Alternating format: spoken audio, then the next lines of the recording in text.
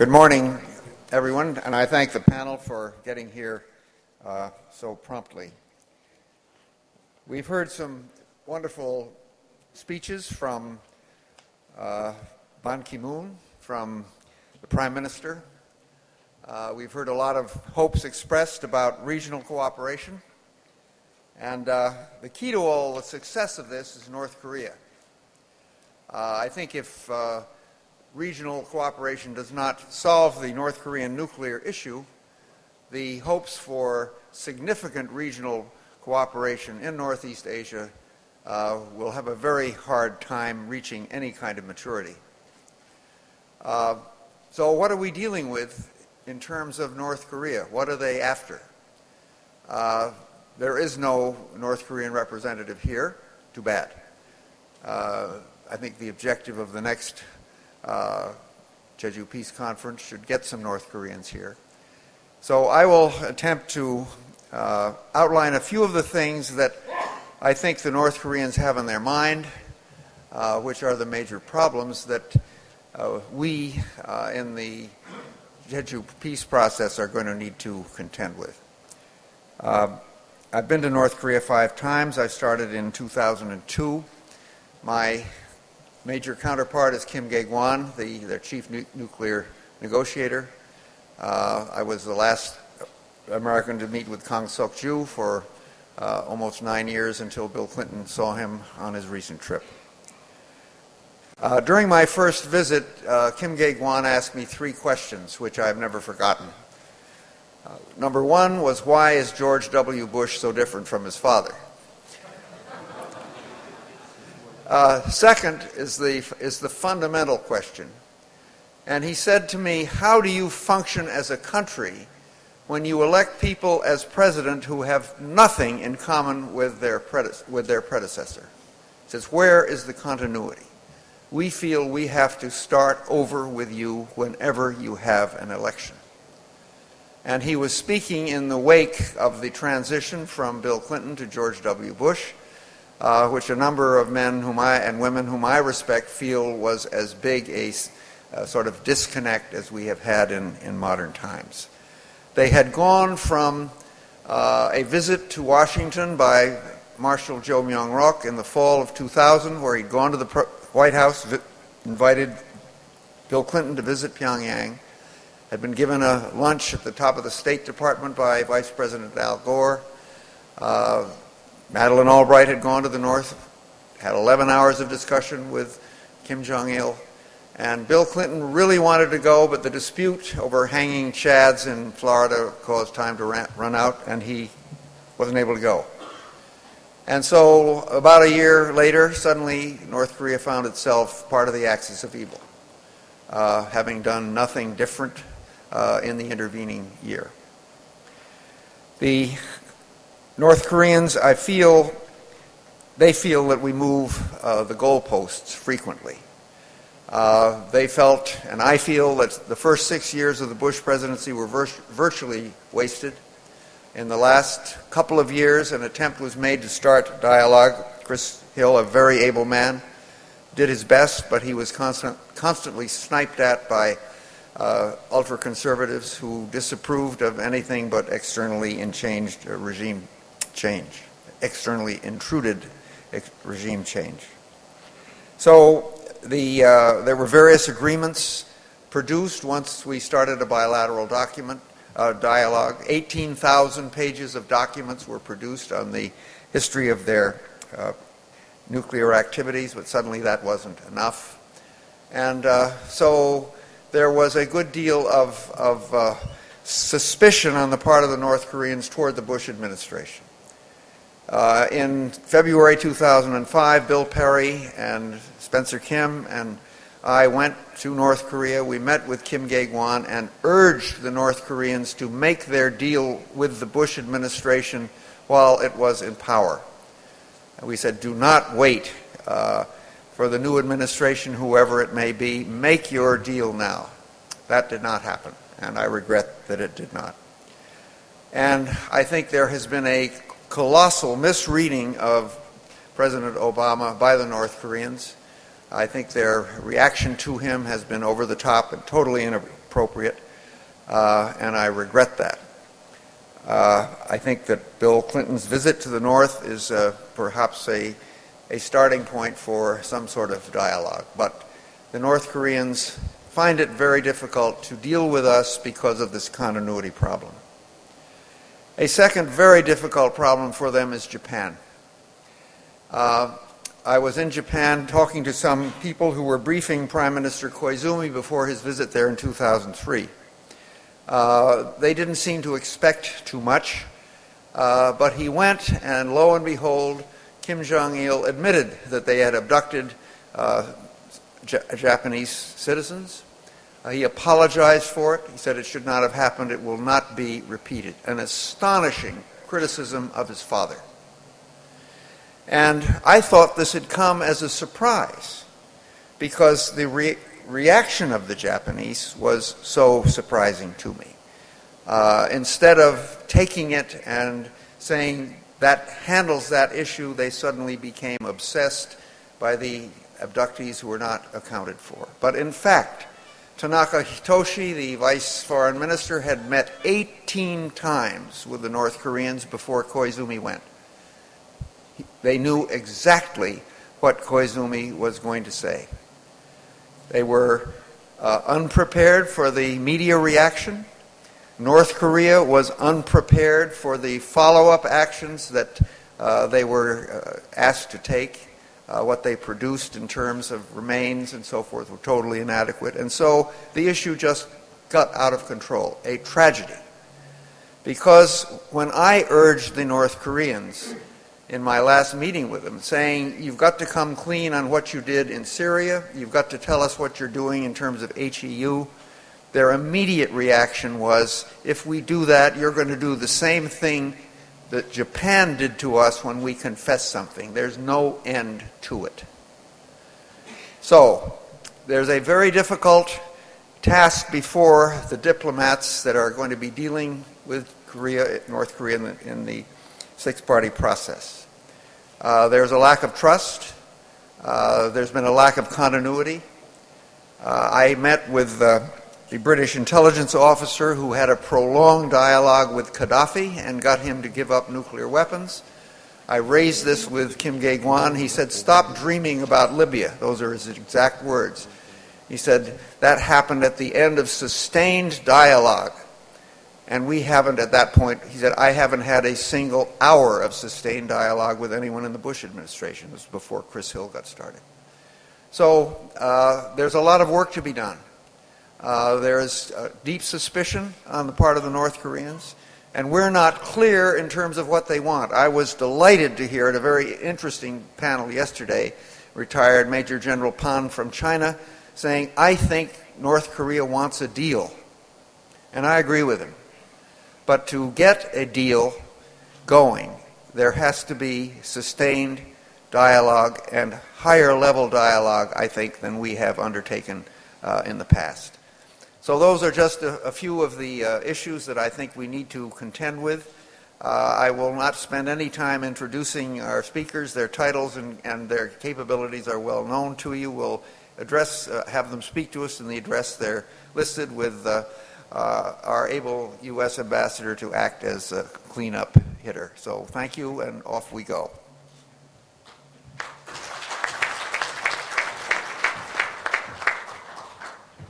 Okay.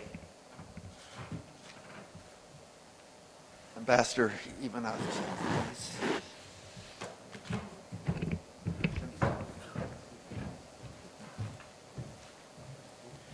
So, ladies and gentlemen, dear friends and colleagues, I am glad to be here with you at the 5th Jeju Peace Forum and to have an opportunity to share with you the Russian vision of promoting multilateral security cooperation in Northeast Asia.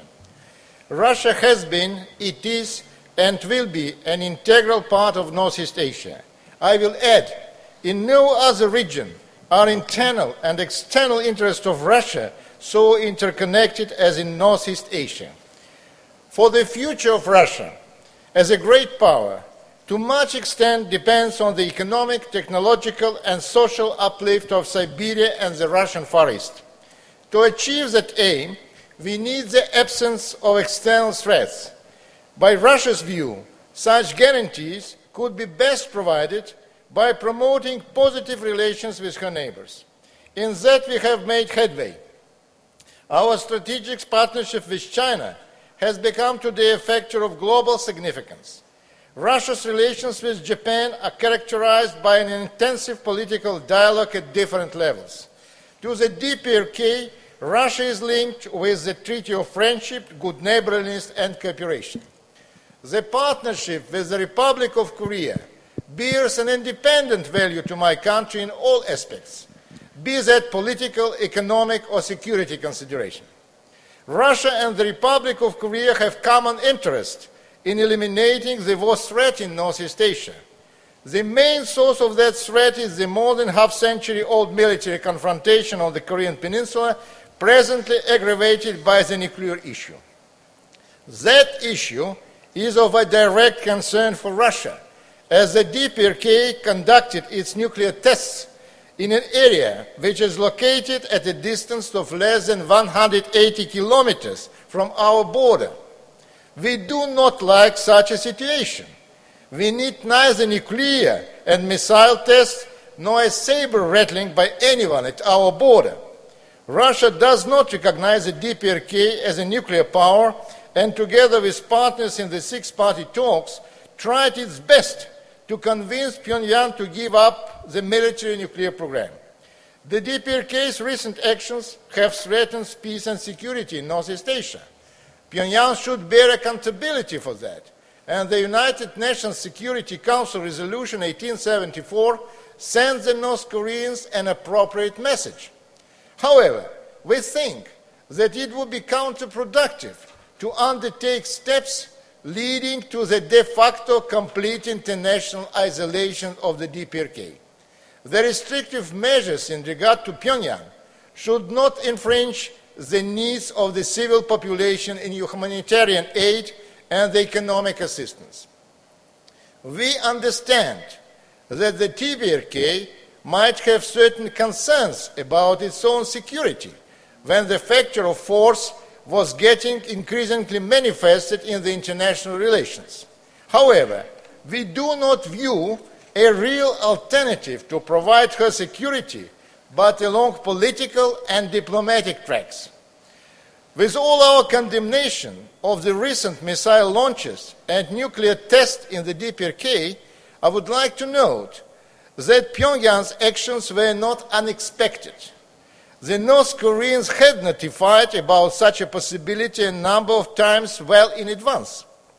Those events were triggered by the disruption of the six-party talks, and it is not only the DPRK which could be blamed for that disruption. Therefore, if we really want to find a way out of the present crisis, it is very important to cut off emotions. We are to thoroughly analyze all new nuances and move forward while combining firmness and determination with restraint and composure. The recent actions of the DPRK should not be used by anyone as a pretext for a forceful enlargement of own military potential, first of all for building nuclear arsenals and strengthening military alliances, creating lines of division and confrontation in Northeast Asia.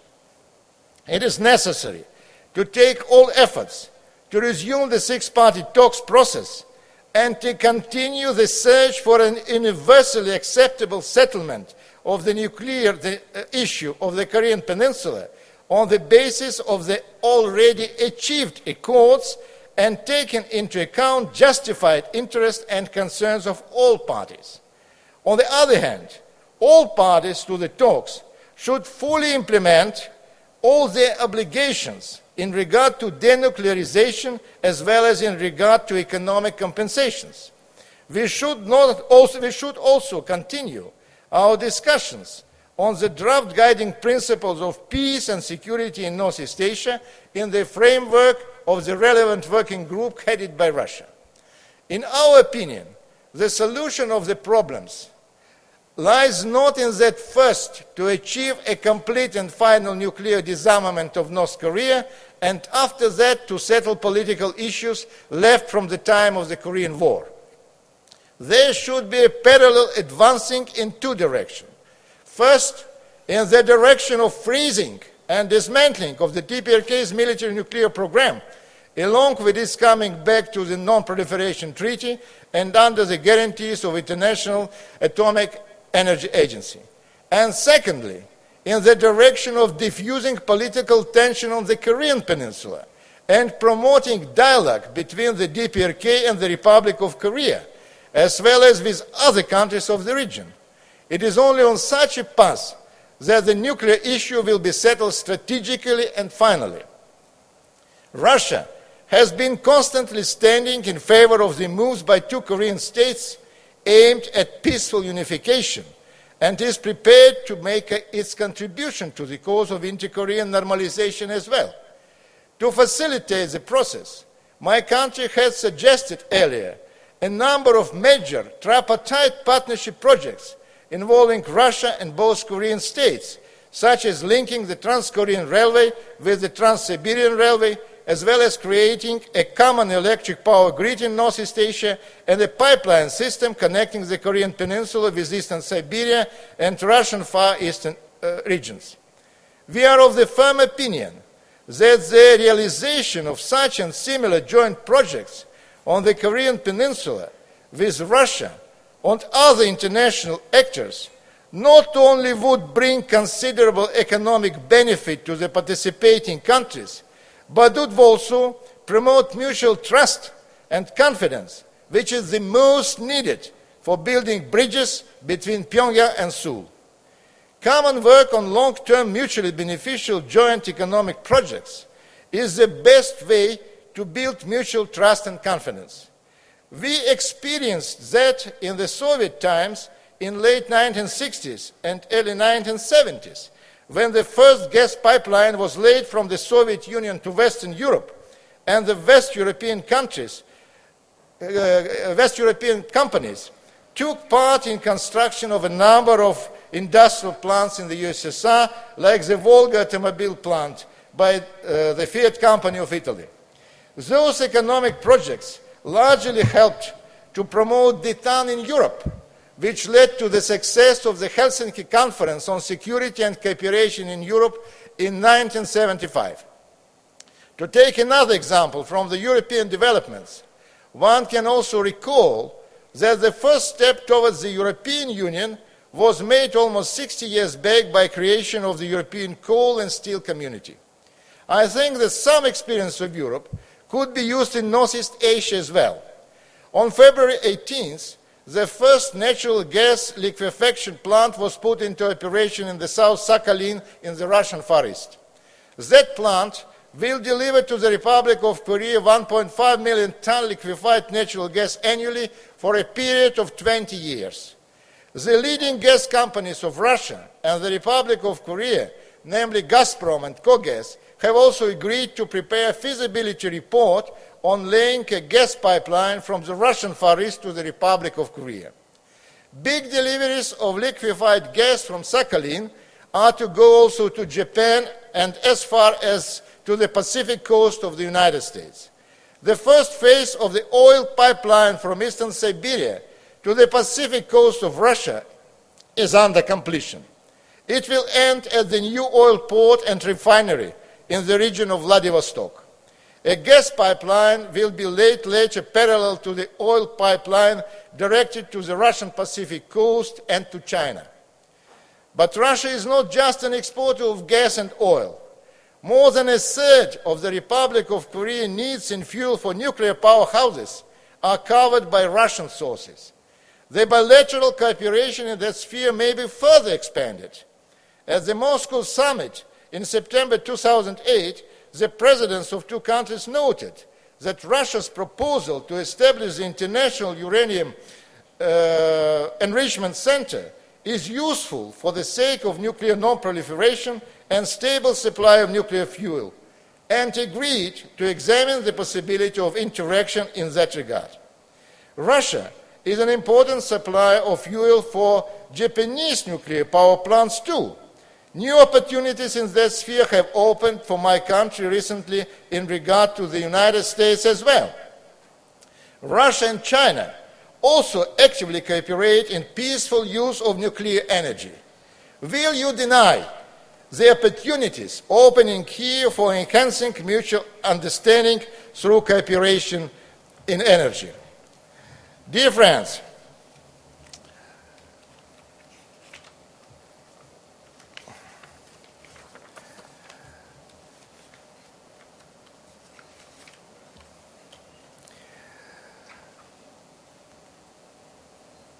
I think the present issues of security are too important and too comprehensive to remain the monopoly of government only.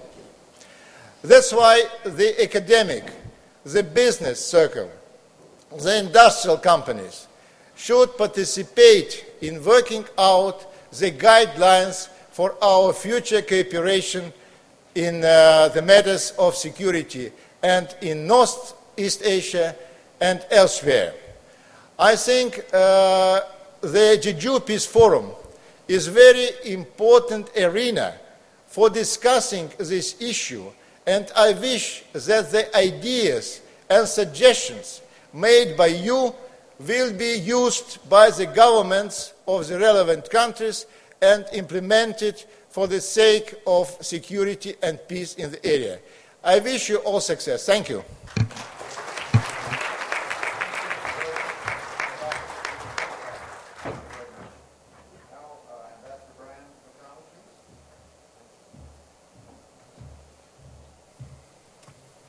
Thank you, Ambassador Gregg, distinguished guests, ladies and gentlemen.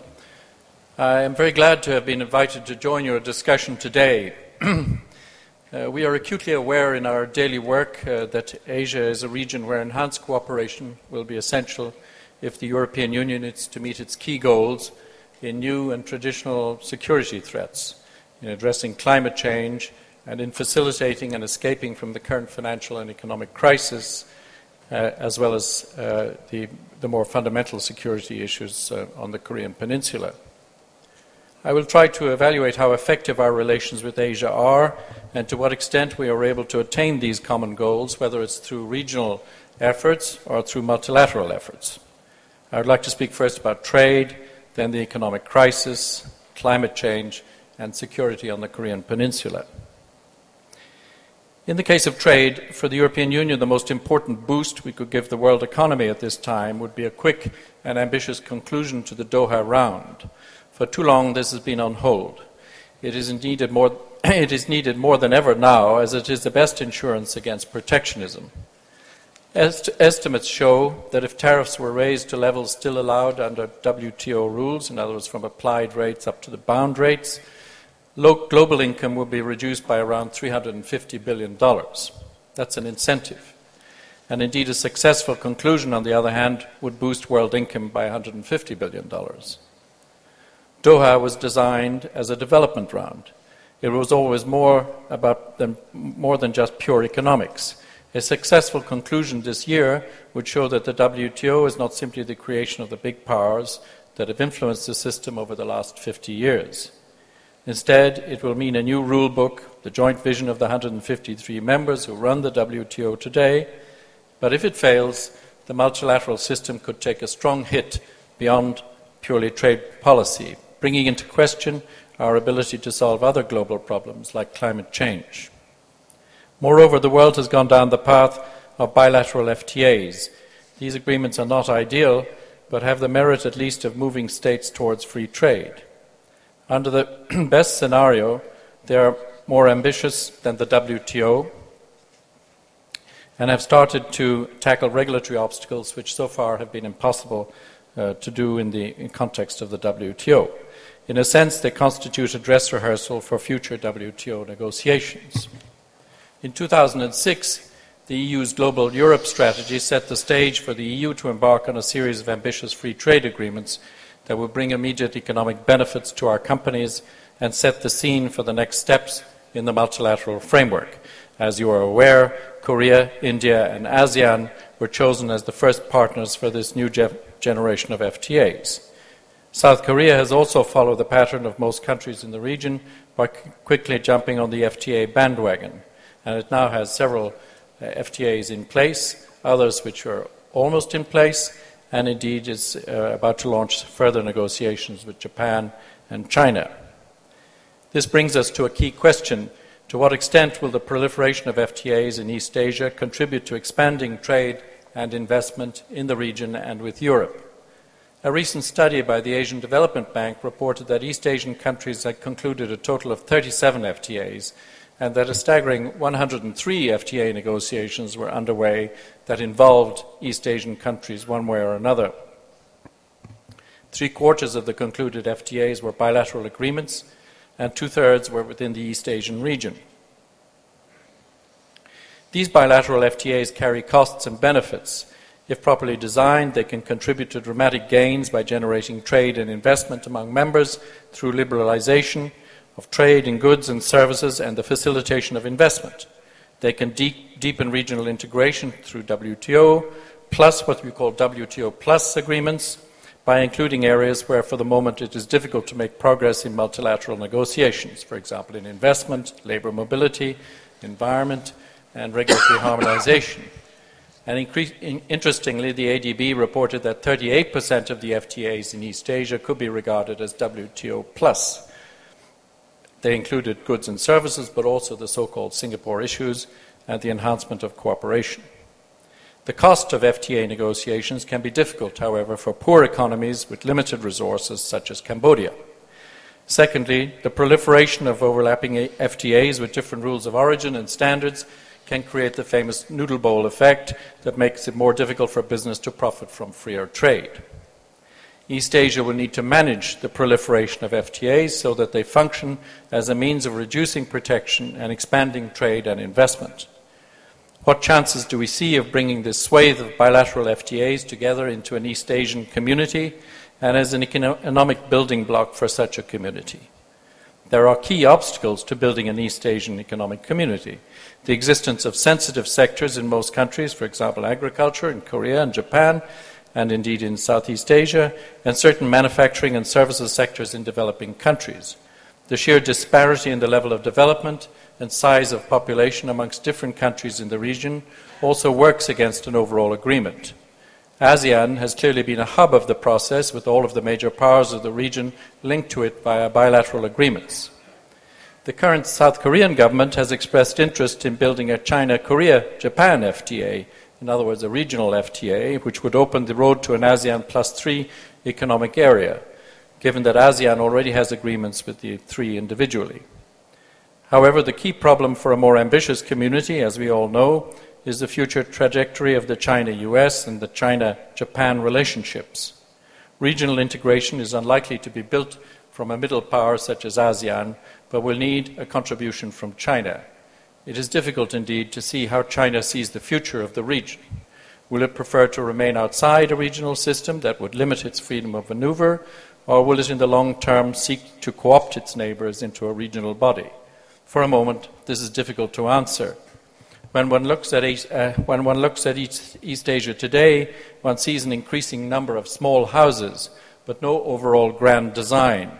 I think that for the moment, the region is likely to see a continuation of ad hoc arrangements, but with perhaps a coalescing of economic agreements into a regional arrangement in the long run. This points at the moment more towards a structure resembling a free trade community rather than a political one with strong institutional ambitions. Now, as for the financial crisis, the recent crisis has shown us the limits of self-reliance in a globalized economy. And fortunately, the G20 was able to step into the breach and formulate a strategy for getting beyond this crisis. This shows us, if it needed to be, shown that most or many of the problems we face today cannot be resolved by individual nations or even by regional groupings. The fact that the G20 was able to agree on a common fiscal stimulus, plans for better regulation of financial institutions, including those with a systemic impact, and other structural issues. The most striking element of the crisis from a regional perspective was the question of monetary stability. The Chiang Mai arrangement was not